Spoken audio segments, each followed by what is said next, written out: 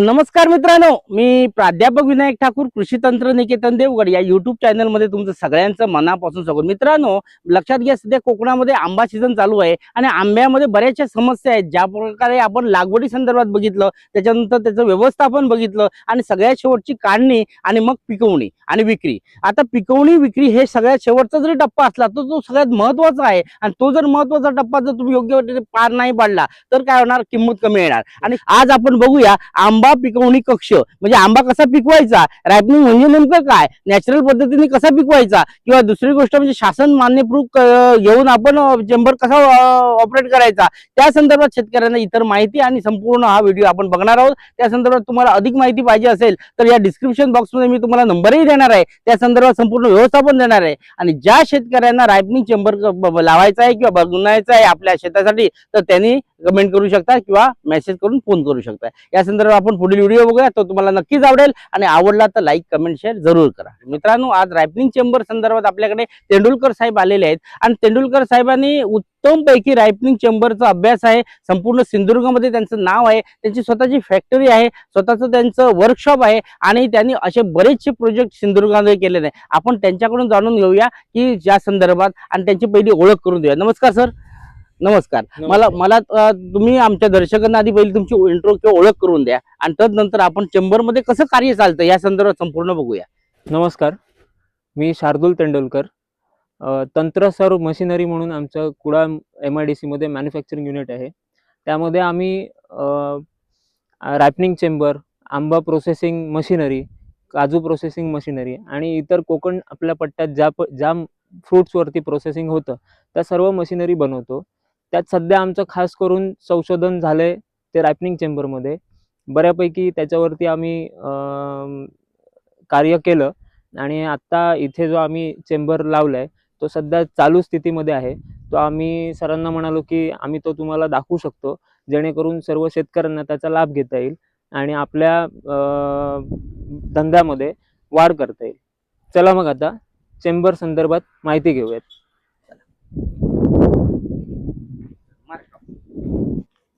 इथे आता आपण आंबा जो हार्वेस्ट केलाय तो सगळा माल इथे घेऊन आलोय आणि त्याच्यानंतर आपण इथे या आंब्यावरती बघा, इथे तुम्हाला काय स्पॉट दिसत असतील, हे जे सगळे आहेत स्पॉट्स हे स्वच्छ पाण्याने धुवायचे। ते धुतल्यानंतर त्याचं पूर्ण क्लिनिंग झाल्यानंतर मग ते घेऊन जायचे ते आपल्याला हॉट वॉटर ट्रीटमेंट प्लांटला। तिथे जाऊन त्याला आपण 55 डिग्री वरती हॉट वॉटर ट्रीटमेंट द्यायची। हे आपले आदेश बर्डे साहेब आहेत आणि हा जो रॅपनिंग चेंबरचा जो प्लांट आहे तो त्यांचा स्वतःचा आहे आणि त्यांनी यावर्षी आपल्याकडून नवीन चेंबर एक बनवून घेतला आणि ही जी सगळी प्रोसेस इथे चालते ती त्यांच्या अंडर चालते। आता आंबा वॉशिंग केल्यानंतर त्याला आपण पुढे घेऊन येतो हॉट वॉटर ट्रीटमेंटसाठी। आणि हे बघा, इथे हा हॉट वॉटर ट्रीटमेंट टँक आहे, याच्यामध्ये 55 डिग्रीचं पाणी असतं आणि तो बॉयलर आहे। त्या बॉयलरमधील स्टीमने याच्यातलं पाणी गरम होतं आणि 55 डिग्रीवरती ते टेम्परेचर कंट्रोल होतं आणि त्याला आपण 1 मिनिटासाठी हॉट वॉटर ट्रीटमेंट देतो। आता हॉट वॉटर ट्रीटमेंट केलेला जो माल आहे तो आपण कन्व्हेअर बेल्टवर आणणार आणि या कन्व्हेअर बेल्टवरती तो माल हळूहळू पुढे सरकतो। जसा जसा पुढे जाईल त्याला वरती बघा 2 फॅन आहेत, त्या फॅनच्या माध्यमाद्वारे ते जे पाणी आहे ते काढलं जातं, म्हणजे ते प्रॉपर ड्राय होतात आणि आंबे वाळल्यानंतर त्याच्या पुढे इथे आपण माणसं बसवतो आणि त्यांच्याकडून ग्रेडिंग करून घेतो।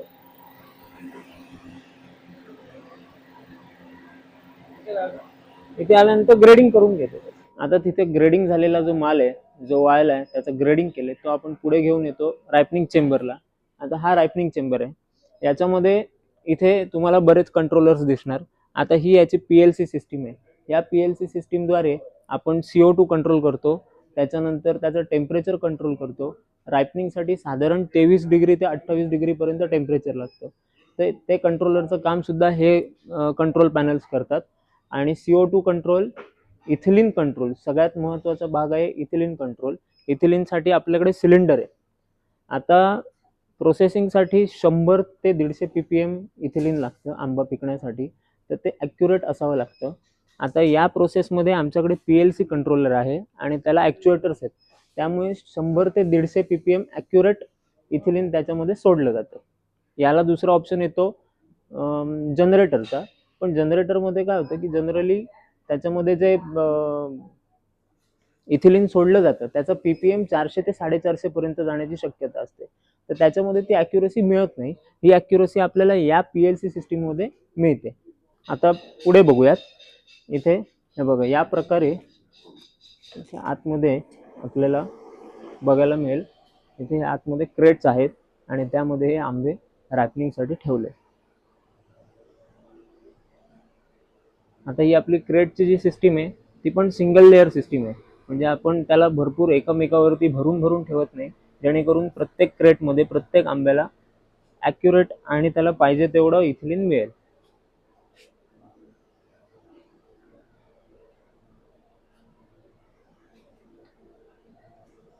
तो ह्युमिडिफायर आहे, ह्युमिडिटी कंट्रोल करण्यासाठी, जेणेकरून याचा वेट लॉस होणार नाही.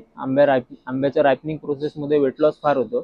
ते ह्युमिडिटी जर आपली कंट्रोलमध्ये असेल तर ते होणार नाही आणि आपल्याला 85 ते 95% ह्युमिडिटी लागते.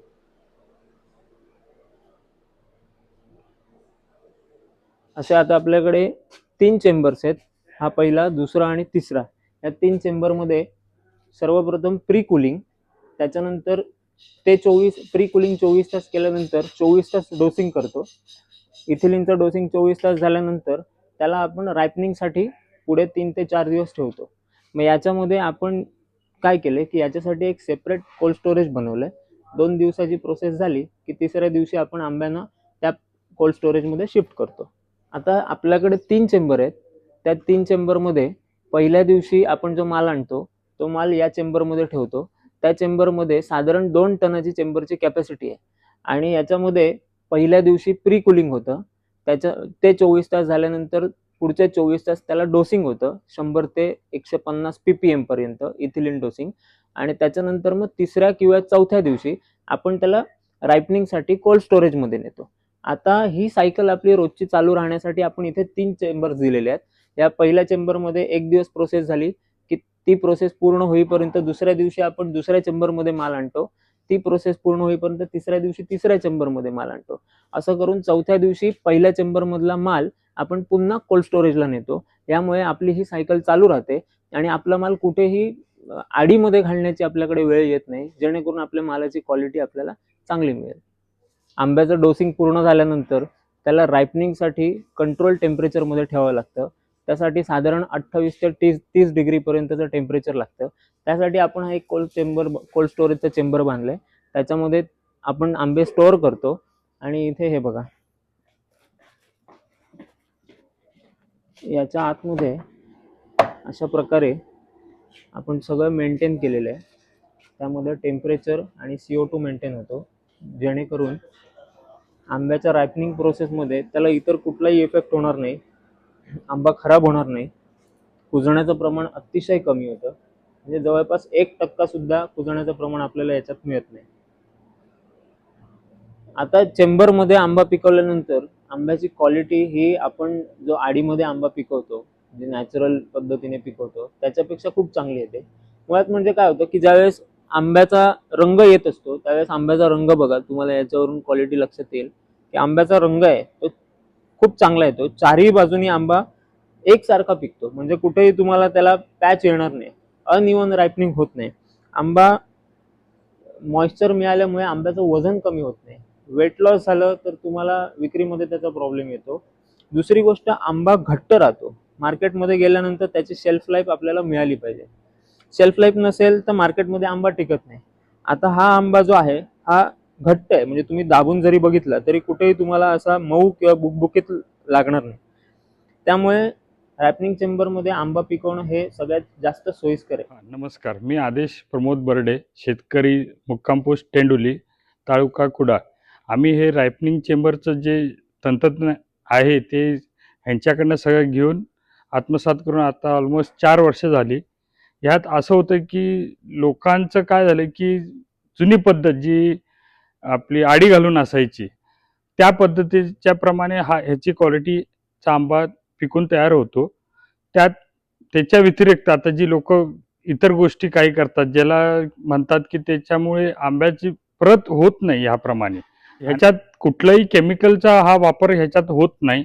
यात जे शासन अप्रूव्ह आहे, आमचं जे हे रायपनिंग चेंबर आहे त्याला FSSIचं रजिस्ट्रेशन घेतलेलं, लायसन्स घेतलेलं आमचं हे युनिट आहे. त्यामुळे हे आम्ही अश्युरन्स देऊ शकतो की आमच्याकडे जो आंबा आहे तो कुठलाही केमिकल न वापरता हा पिकवला जात आहे.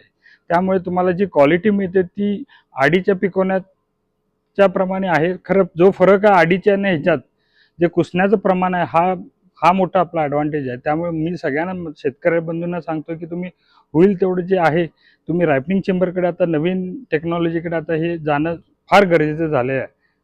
यात काय झालं की काही जण एकच चेंबर करतात आणि त्याच्यामुळे प्रकार काय होतो की रायपनिंग चेंबरचं नाव फार खराब होत चाललंय की रायपनिंगचा आंबा बरोबर होत नाही.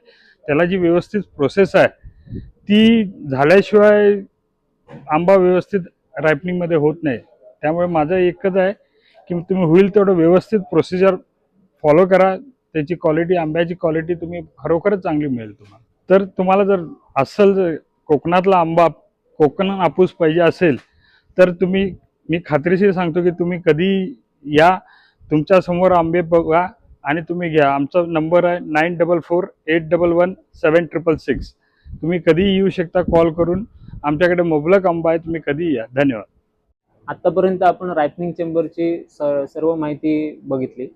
याच्यामध्ये आता जर कुठल्या शेतकऱ्याला रायपनिंग चेंबर हवा असेल, त्याला आपल्या बागेमध्ये जर लावायचं असेल किंवा त्या संदर्भात कुठलाही व्यवसाय करायचा असेल, त्याने आमच्या नंबरवरती कॉन्टॅक्ट करा. 9527767172 हा आमचा ऑफिसचा नंबर आहे. याच्यावरती तुम्ही व्हॉट्सॲप किंवा कॉल करून माहिती घेऊ शकता.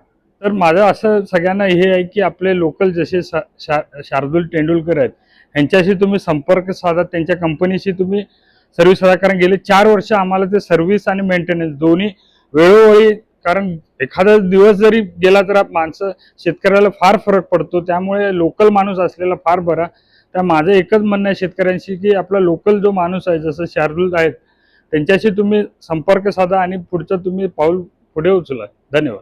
आता रायपनिंग चेंबर हा फक्त आंब्यासाठी नाहीये, तो इतर फळांसाठी सुद्धा चालतो. म्हणजे केळी, पपई त्यासारख्या फळांसाठी चालतो. संपूर्ण महाराष्ट्रात जेवढी पण फळं पिकवली जातात त्यासाठी याचा उपयोग होऊ शकतो. त्यामुळे संपूर्ण महाराष्ट्रातून इतर कोणालाही जरी आंब्या व्यतिरिक्त हवं झालं तरी पण आम्ही रायपनिंग चेंबर त्यांना प्रोव्हाइड करू शकतो. आता सिंधुदुर्ग जिल्ह्यात आम्ही काही ठिकाणी आमचे चेंबर्स दिलेले आहेत. त्या ठिकाणी आमचे चेंबर्स चांगल्या पद्धतीने आता कार्यरत आहेत. अजून आम्हाला कुठल्याही प्रकारची कंप्लेंट त्यांच्याकडून आलेली नाहीये. जर तुम्हाला तुमचा चेंबर बनवून घ्यायचा असेल तर आम्हाला नक्की संपर्क करा. तर आम्ही आमच्या बागेतला आंबा विक्री करून प्लस उत्तम जो आंबा आहे तो काढून त्याचा पल्प काढून असं 1 किलोच्या बॉटल, ग्लास बॉटल, अर्धा किलोचे रिटॉर्टेबल पाऊच आणि त्याच्याबरोबर आता नवीन आम्ही लॉन्च केलं ते फ्रूट बार. हे फ्रूट बार प्युअर हापूस आंब्यापासून बनवलेलं आहे. त्यामुळे तेच आम्ही सरांना आमच्याकडनं एक भेट देऊन असं समारोप करतो. धन्यवाद. आता आम्ही रायपनिंग चेंबर सोबत इतरही फूड प्रोसेसिंग मशिनरीज बनवतो. त्यामध्ये बेसिकली कोकण बेल्टमध्ये जे फ्रुट्स आहेत म्हणजे आंबा असेल, काजू, कोकम, नारळ त्याच्याशी रिलेटेड ज्या इतर मशिनरी आहेत, प्रोसेसिंग मशिनरी, त्या पण आम्ही बनवतो. आता आंबा पल्प म्हटलं तर त्याला पल्पर, स्टीम जॅकेटेड केटल, बॉयलर, आंबा पोळीसाठी ड्रायर, त्यानंतर काजू प्रोसेसिंगमध्ये बॉयलर, ड्रायर, कन्व्हेअर बेल्ट्स वगैरे. तर त्याला लागणाऱ्या इतर सगळ्या मशिनरी आमच्याकडे अवेलेबल असतात. जर तुम्हाला हव्या असतील तर तुम्ही आम्हाला नक्की संपर्क करा.